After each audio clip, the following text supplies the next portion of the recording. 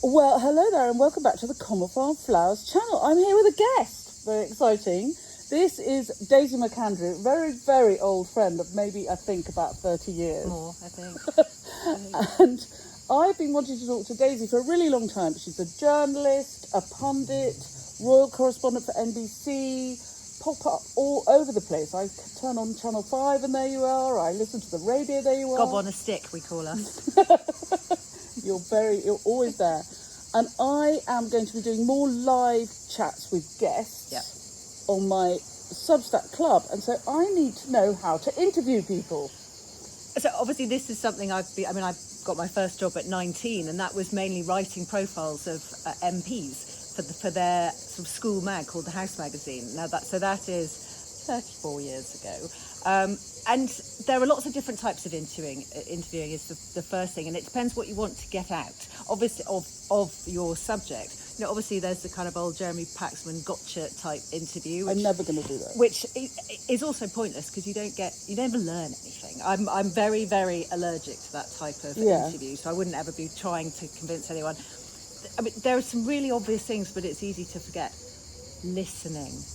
Because what happens is when you're doing an interview plan and you're writing interviews, normally it's with producers or whatever it might be, and you think, I'm going to ask him that, and then he's going to say something about that, and then we're going to move on to this. And within his first answer, if you're just looking at your next question, you're not actually realising he or she has just said something really interesting. And your viewer later will go, Georgie, why didn't you ask a follow-up to that question? That was so interesting. But you're so kind of rigidly sticking to your questions. Yeah. So it's what people say, active listening. And the trouble with it is that sometimes you're actively listening and then your interviewee suddenly stops talking and you get all embarrassed because you haven't thought of something really interesting to follow up, and then you're looking down your notes and then you've slightly lost your place and then you get a bit flustered and blah, blah. So it's a case of actively listening and thinking, are they saying something really interesting that I'm happy to go off-piste? Yeah. But if they suddenly dry up, we don't want to have an embarrassing silence where I look like I don't know what I'm doing. So it's sort of having a method that you've worked out of knowing where you are in the interview, and if you have a sticky moment, knowing what to ask next, but also having a system where at the end of the interview, particularly if the person you're with might be a bit short on time, and they suddenly say, time's up, I'm off, and you think, damn it, I was saving my best question for the end. You don't want to do that. Never ever save a good question to the end, because if you run out of time, you never ask the really good question. So go top heavy, rather than thinking it's got to be a beautiful narrative arc, like writing a book. It's not a narrative arc.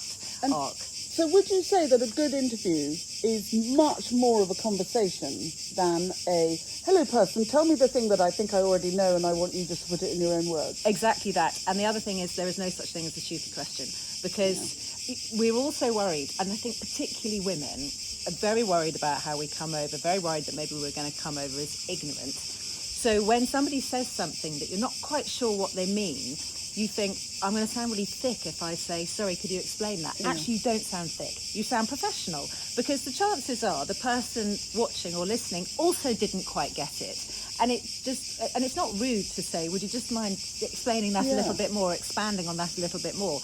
Because when I was made economics editor of ITV News, and I didn't really know anything. I was politics, and I was terrified. And I said, no, I don't want to do that job.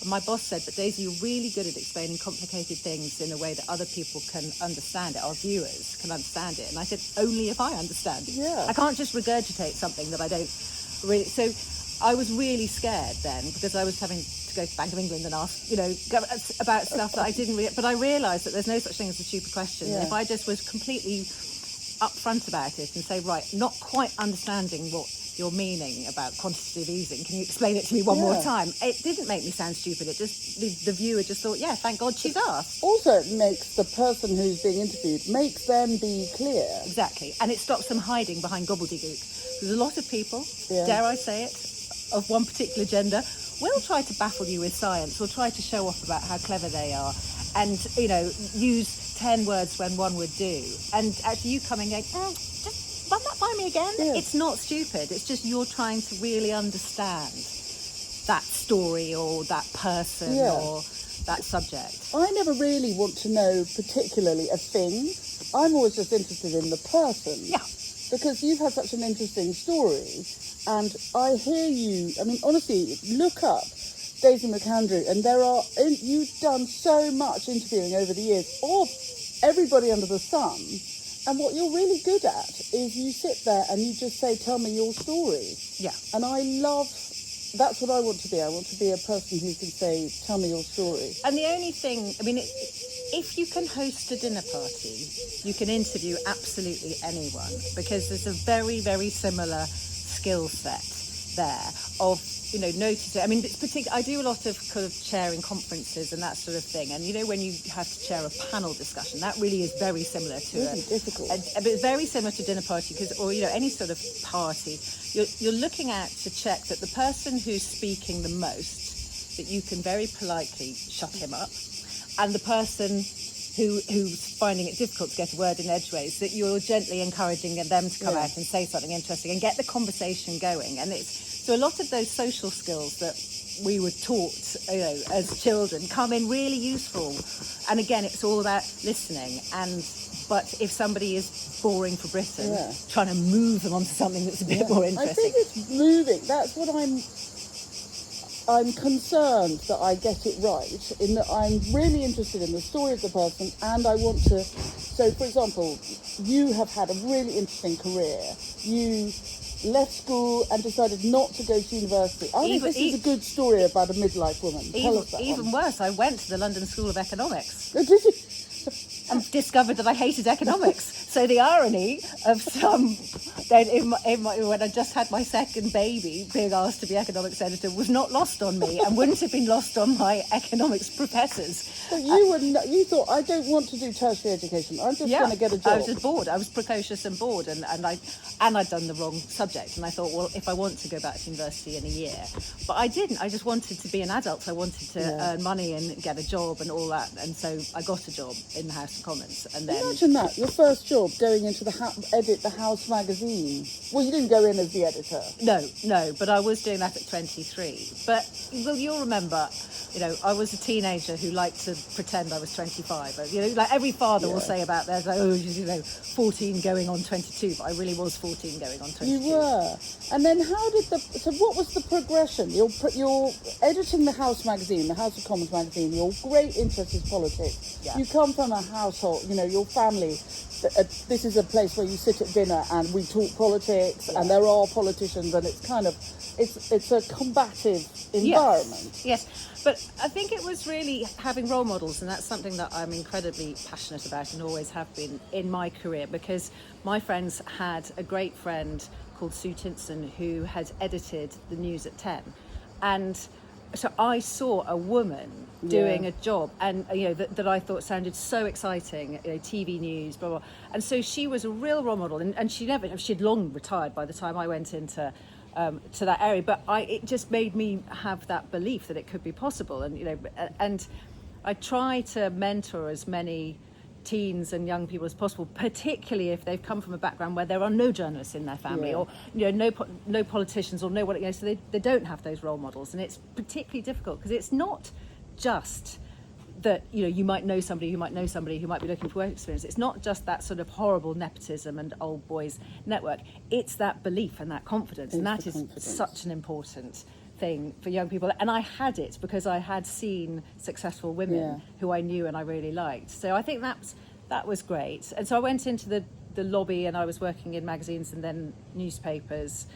And then I started doing a bit of TV sort of punditry, like reviewing the papers on the Sunday and that sort of thing. And then ended up getting a job with the BBC when the Daily Politics started with Andrew Neil. So that was my big You were a great foil for Andrew Neil. He was the sort of paterfamilias, and you were, clever Daisy. I was just more like the sort of Carol Vorderman, but without the math skills. Yeah. No, and we were a great team, and we got on incredibly well. And he was so respectful. He is an amazing interviewer, amazing. Yeah. And he makes it look like he's sort of, just doing it in his sleep. He does so much homework, so much research, and that is the other thing. And obviously, it's a different type of interview, but knowing who you're interviewing and knowing a lot about them, and not sort of ruining the surprise, but just understanding what are their really interesting avenues to go down, and then letting them tell you stuff that you don't know already, but having an idea about what might be interesting and what makes them tick. Yeah, I think it's an amazing skill. I'm a bit nervous about doing it, but I'm determined. I'm going to have 3 people each term on my Substack. And so what kind of people? Well, I want to do a book club. We have a book club on my Substack club, and I want to have a book session, and I want to have a gardening person. And I also kind of want to do a bit of wellness. I want to do a bit of mental health. My club is a lot of people who run very small businesses, and we're all trying to, I mean, it's not you, kind of Daisy McAndrew Inc. are also, in a way, you are your own small business. Anybody who's freelance, and you do get that low, I've often really missed being in a team. And so I did 2 years at Talk TV recently, and it was so nice to go back to being in a daily team. And yes, we would be talking how to make the programme better, and what kind of guests we might get, and all that sort of stuff. But also, how is the curry you made on Friday? Those little things which we all have with our friends, but having a team at work, and so building a community online is the next best thing, and it's fantastic to swap tips for recipes and books and all that stuff.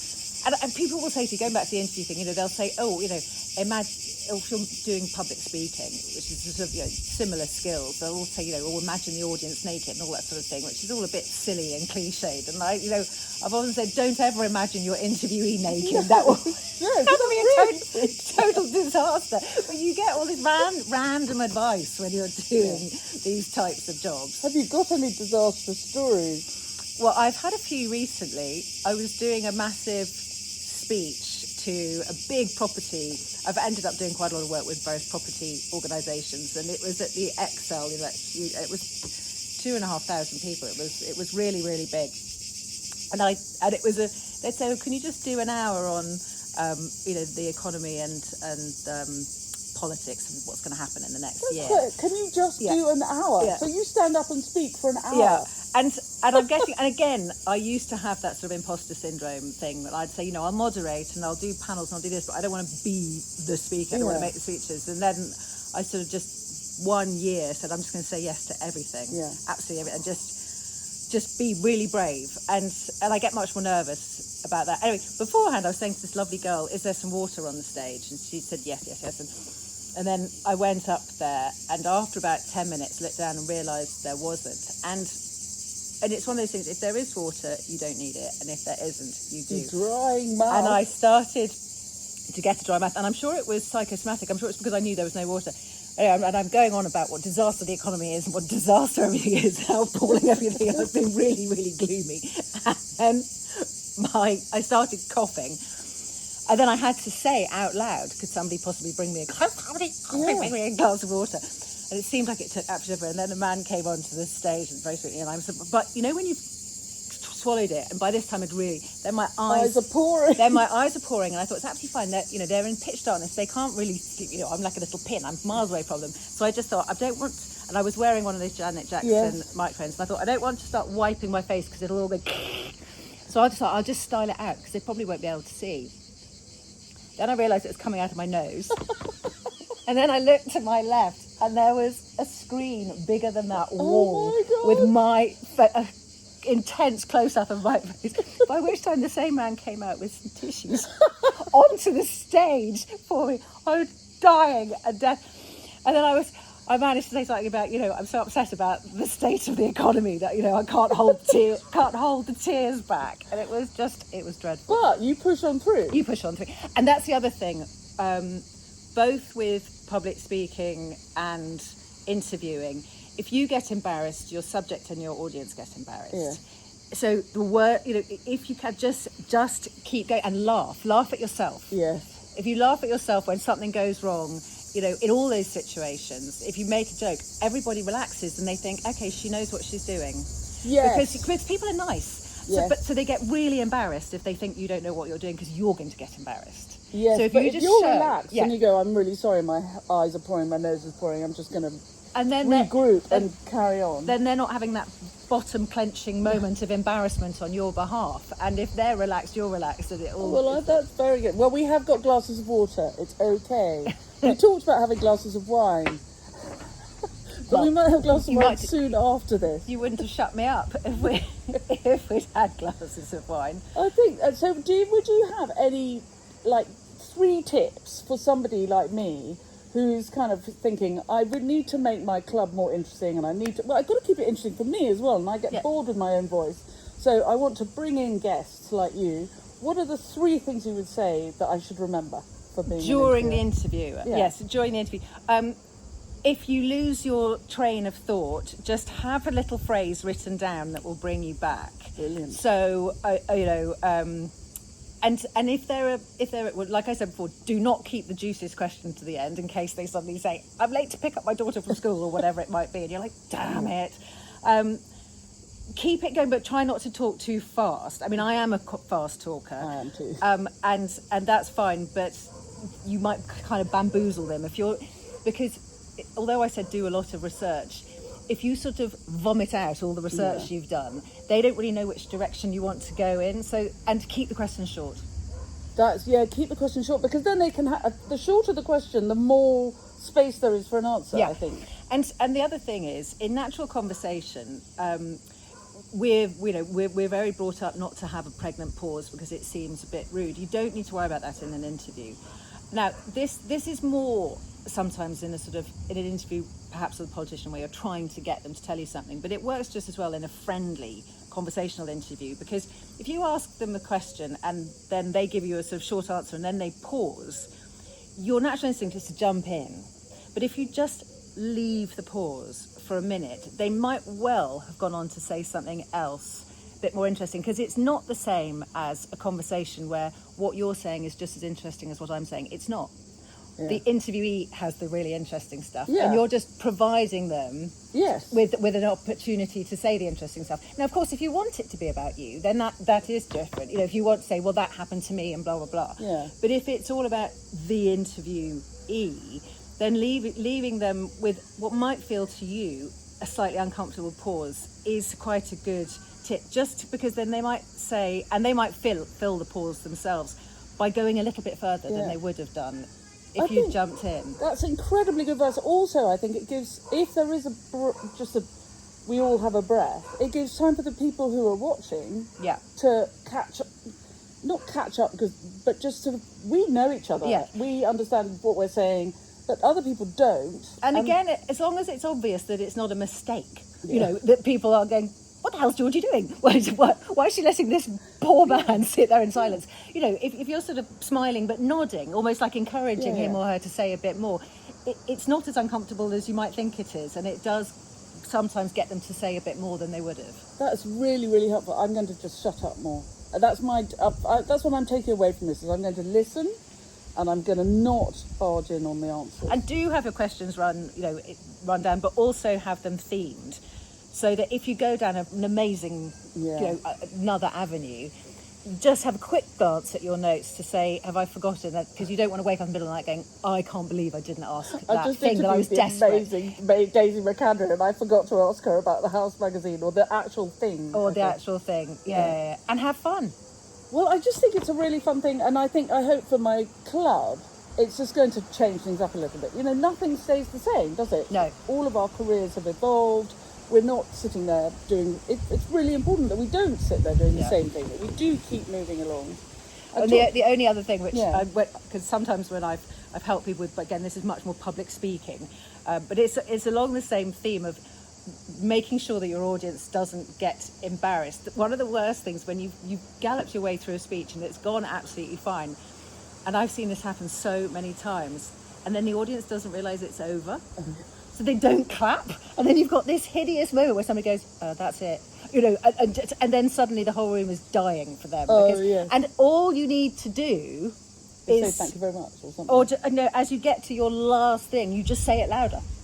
They immediately know it's over, and you just kind of, say blah, blah, blah, that's why the economy is rubbish. And you just say it a bit louder and looking straight up, and then they're like, oh, okay, it's over. Very good, very good. That's really But the number of times where I've just seen somebody kind of go, doing really well, and then kind of going, sort of fizzling at the end, and then it's tumbleweed and it's hideous.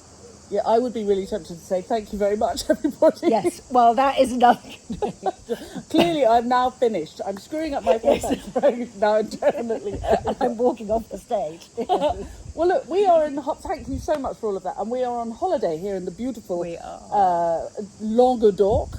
We're very old friends, and so we love to know about books. Yes. With my lot. So what is your holiday reading? Well, as you know, because I forgot to bring it, I decided on this holiday that I was finally going to get round to reading Nancy Mitford, which is ridiculous at my age that I've never read them. And so I forgot to bring the first one, so you brought that. I'm now on to Love in a Cold Climate, and I've got the third waiting for me. I read some sort of trashy airport book that I'm not going to recommend because it really wasn't very good. But would you recommend the Nancy Mitford? I would.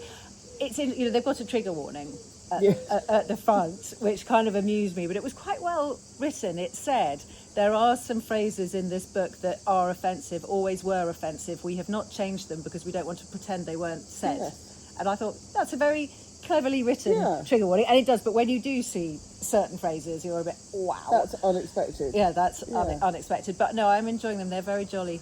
Yeah, they are very jolly. And they are a window into a world, long gone, but sort of amusing. Fantastic. Well, Daisy, thank you very much. It's my pleasure. I'm sure you've enjoyed that very interesting talk, and well, I hope one of these days get you back and have some more. I would like that. It's time for a glass of rosé now. Definitely time for a glass of rosé. Bye, everybody. You see, now we're done. Thank you very much for watching. We'll see you very soon.